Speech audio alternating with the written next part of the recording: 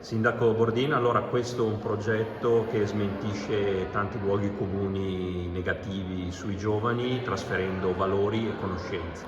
Non bisogna mai fare di tutta l'erba un fascio. Montebelluna, ma tutta Italia, tutto il mondo, è circondato da giovani con una enorme voglia di fare, un grande rispetto verso tutti, un profondo senso di educazione e anche la voglia di mettersi in gioco. Da qui il nostro sostegno ormai da anni all'iniziativa Ci sto a fare fatica, sostegno sempre più ampio anno dopo anno. In questo modo i giovani possono dialogare con i tutor, possono dialogare con l'agente civile, possono dialogare anche con gli handyman, quei tuttofare che trasferiscono non solo la manualità, il saper fare le cose e mettersi a disposizione degli altri, ma trasferiscono anche un enorme